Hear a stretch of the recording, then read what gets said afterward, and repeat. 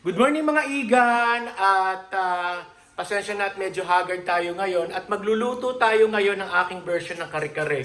So ito yung version ko lang po, marami iba-ibang klase ng version ng kare-kare pero itry nyo po itong sa akin at masarap po ito. So ang unang gagawin natin, ito yung giniling na bigas. I-roast lang natin siya para maging ano siya, yung meron siyang may flavor siya na medyo na parang roasty yung niya, lasa. Nati, parang ganun yung lasa ng natin yan.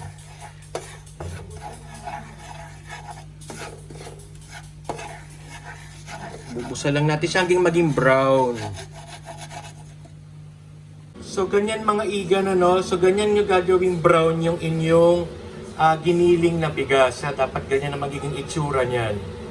So ganito mga igan, magigisa lang tayo ng bawang, kamatis at sibuyas, no? So yung bawang ang ginagawa ko sa kanya, bago yun, hindi po na mainit yung mantika, nilalagay ko na, binababad ko na yung bawang, para yung katas ng bawang nasa mantika na para mas masarap. Ganyan yung pagigisa ko. Ayan, no? So yung mga igan, so typically gigisa lang natin yung bawang, sibuyas, kamatis. Hanggang sa dapat magisa ng maayos, lalo na yung kamatis para mas masarap. Yan.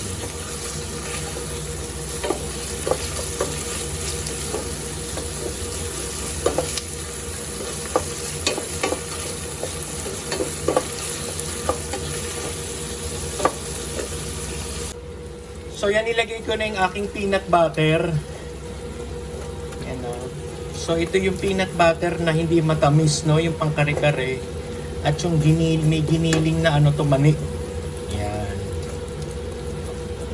Mas masarap yan, mas maraming peanut butter. Igisa nyo lang yan, tapos lalagyan nyo lang ng water. So ito guys, yung pinagpakuluan natin ng tuwalya na gagamitin natin sa sabaw. Masarap kasi ito. Andito kasi lahat ng lasa niya, kaya isasama natin yan. So yan mga igan, lalagyan lang natin ng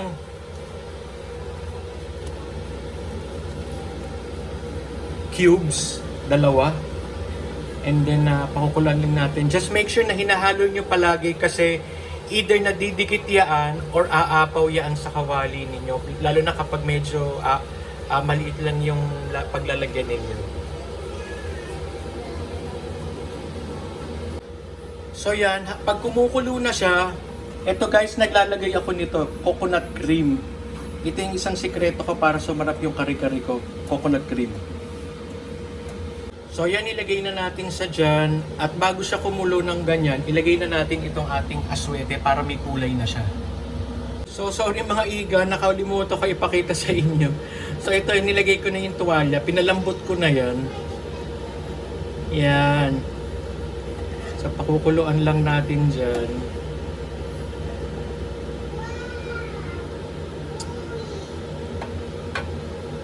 So ito igan yung ating giniling na bigas, tinunaw ko lang siya sa tubig. So ayan, no, kapag ni-roast mo siya, brown na kulay niya, no. So pag hindi mo siya ni-roast, puti. Ito yung pinakamasarap, naka-roast siya para may nutty flavor. So ilalagay natin siya diyan para lumapot yan. So ang gagawin na ngayon natin is yung ating mga veggies. Ang gagawin ko lang is ilalaga ko lang sa may asin yung mga gulay. Itong sitaw, pechay, at saka itong puso ng saging. Pero itong talong, ipiprito natin yan. Ito ating finished product. Yan. Ang ating kare-kare. Yan. Prinito ko lang yan, tapos silagay ko lang yan dyan. Sinet up ko lang siya dyan.